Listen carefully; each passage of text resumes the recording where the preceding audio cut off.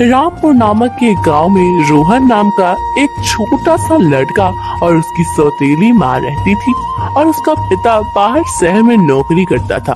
उसकी सौतेली माँ बहुत लालची और क्रूर थी। रोहन की माँ की बचपन में ही हार्ट अटैक की वजह से मौत हो गई थी और फिर उसके पिता ने दूसरी शादी कर ली। उसके बाद से जब से मिसेस शर्मा घर में आई थी वह रोहन से बहुत बुरा बर्ताव करती थी। उससे घर से सारा काम करवाती थी, हमेशा नीचा दिखाने की कोशिश करती रहती थी। एक दिन, रोहन रोहन कहाँ हो? अच्छा सुनो, मैं बाजार जा रही हूँ, घर में सारा काम पड़ा हुआ है, कपड़े फूलों में पानी डालना, और मैं जब तक आऊं तब तक मेरे लिए खाना बनाकर भी रखना क्योंकि मैं बहुत थकी होंगी। ठीक है मम्मी। रोहन ने हामी तो भर दी थी, पर रोहन के बेस्ट फ्रेंड की भी बर्थडे होता है उसी दिन। वह उसे इनवाइट करता है, लेकिन रोहन को तो उसकी सौतेली माँ भर भर के काम देकर गई थी।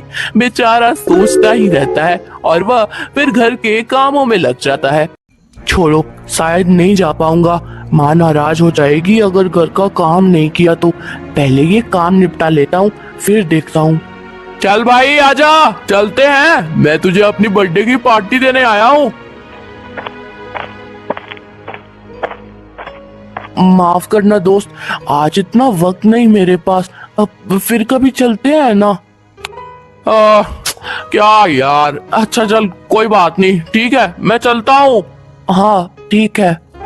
फिर अंकुश वहां से चला जाता है। फिर रोहन कुछ देर में किचन में जाता है खाना बनाने के लिए। हाँ तो आज कुछ अच्छा सा माँ के लिए बनाता हूँ, माँ देखकर बहुत खुश होंगी। क्या बनाऊं? आइडिया, आलू पूरी बना देता हूँ। रोहन ये सोचकर आटे का डब्बा ऊपर से उतारने के लिए चढ़ता है और उतार ही रहा होता है कि उसके हाथ से पूरा आटा नीचे की जमीन पर बिखर जाता है और उतने में ही मिस शर्मा घर आ जाती है। जैसे ही वह देखती है कि पूरा फर्श पर आटे फिरे हुए हैं तो वह गुस्से से चिल्लाते हुए कहती, ये क्या किया? तुम्हारे जैसे नालायक बेटे से मुझे कोई उम्मीद नहीं है। ये क्या किया तुमने? सारा आटा फर्श पर गिरा दिया। एक काम के लायक नहीं हो तुम। तुम्हारी माँ तो चली गई, अब हमें ही भुगतना पड़ रहा है, ये सब झेलना पड़ रहा है। हे भगवान, कहाँ फंस गई मैं तो। माँ, मैंने ये जानबूझ के थोड़ी किया है। ये तो मैं आलू पूरी बनाने के लिए आटा लेने के लिए चढ़ा तो डब्बा खोलते वक्त गलती से डब्बा हाथ से फिसल गई और ये सब जमीन पर गिर गई। आप मुझे समझने की कोशिश करिए। बस करो, अब और कुछ नहीं सुनना मुझे सब पता है। ये सब जानकर किया है तुमने ताकि मुझे परेशान कर सको। मैं तुम्हें अभी बताती हूँ। मिसेस शर्मा रोहन की एक नहीं सुनती और गर्म पानी लाई। रोहन का हाथ उस खोलते गर्म पानी में डाल देती है। रोहन दर्द से चिल्लाने लगता है। मुझे माफ कर दो, गलती से हो गई, अब से मैं ऐसा नहीं करूंगा। देखा, अब से अगर ऐसी गलती हुई तो खोलते तेल में हाथ डालूंगी। अभी तो पानी में ही डाला है। रोहन रोते रोते जंगल की ओर भागकर जाता है और एक पेड़ के पास जाकर बैठ जाता है और कुछ देर रोने के बाद आखिरकार चुप होकर उदास होकर सोचने लगता है। यहाँ कितनी शांति है, जी करता है घर कभी लौट कर ना जाऊं। मुझे नहीं जाना घर वापस। मुझे घर वापस नहीं जाना। माँ, तुम क्यों छोड़कर चली गई मुझे? कि तभी रोहन को झाड़ियों में एक बोतल दिखाई पड़ता है। रोहन उसे तुरंत उठाता है।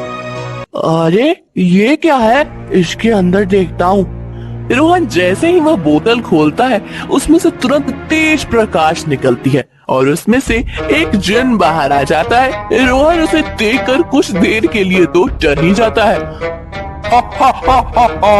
मैं आजाद हो गया। कौन हो तुम और इस इतने छोटे से बोतल से कैसे निकल आए?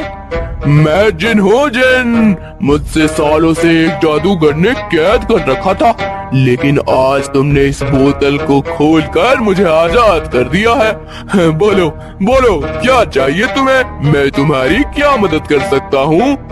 मैं तुम्हारे हर अरमान पूरा कर सकता हूँ। बोलो रोहन। सच? क्या मैं सच में अपनी जिंदगी को बदल सकता हूँ? हाँ बिल्कुल, कहो तुम्हें क्या चाहिए। तभी रोहन जिन से कहता है कि वह उसकी सौतेली माँ से बहुत प्यार करता है, लेकिन वह उस पे बहुत अत्याचार करती है। वह उसे बिल्कुल भी नहीं समझती, तो वह चाहता है कि उसे भी माँ का प्यार मिले और अपनी गलती का एहसास हो। ठीक है, मुझे अपनी 3 इच्छाएं बताओ।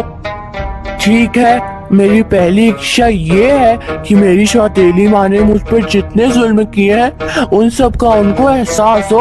और मेरी दूसरी इच्छा ये है कि वह मुझसे हमेशा इतना ताना देती रहती है मेरी माँ के मरने की, तो उन्हें भी ये एहसास हो कि माँ का ना होने का दर्द क्या होता है, कैसा होता है, वो महसूस कर सके।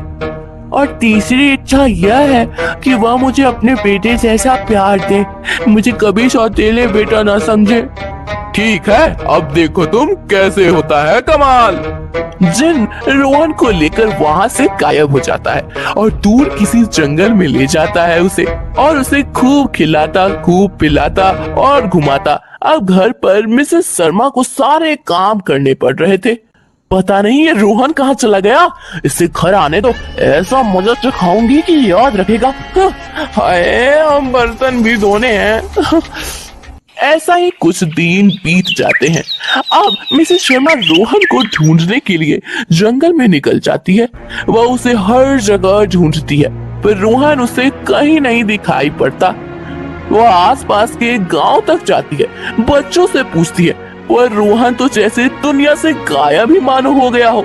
वो कहीं नहीं मिलता। अब मिसेस शर्मा थोड़ी उदास होकर घर वापस आ रही होती है और मन में सोच रही होती है, पता नहीं कहाँ चला गया।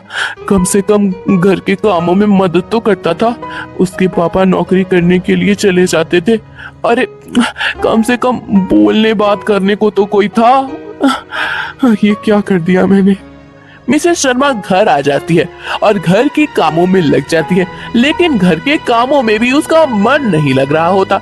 उसे तो बस रोहन की ही याद सताई जा रही थी। कहाँ चला गया रोहन, सारी मेरी ही गलती है। बेचारे पे कितनी जुल्म करती थी मैं, इसलिए शायद वो चला गया। शायद अब कभी नहीं आएगा वो। ये क्या किया मैंने, हे भगवान। इधर रोहन के भी मन में आता है कि उसकी सौतेली माँ कैसी होगी। वह उस पर जुल्म तो करती थी, लेकिन आखिर उसे रोहन अपनी माँ की तरह ही मानता था। वह जिन से कहता है, सुनो, माँ की बहुत याद आ रही है मुझे, प्लीज मुझे उनका हाल चाल बस देखना है, क्या तुम मुझे ले चलोगे? हाँ हाँ, अभी चलता हूँ मेरे आका।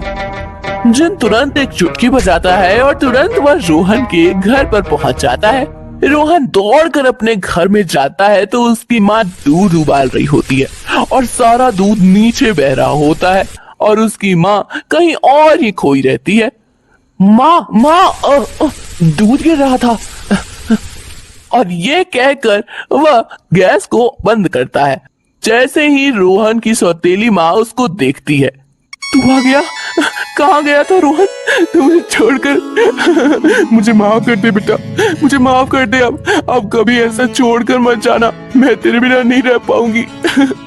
अरे माँ, कोई बात नहीं, आखिर तो आप मेरी माँ ही हो, देर से ही सही, लेकिन आपको समझ में तो आई ना। मैंने भी आपको बहुत याद किया, अब मैं आ गया हूँ, अब मैं कहीं नहीं जाऊंगा मेरी माँ। अब मिसेस शर्मा भी रोहन को खूब लाड प्यार करती, किसी भी चीज की कमी नहीं होने देती। अपने बेटे की तरह रोज नए नए पकवान बनाकर खिलाती। ऐसे ही सब कुछ अच्छा हो जाता है और दोनों माँ बेटा खुशी खुशी रहने लग जाते हैं।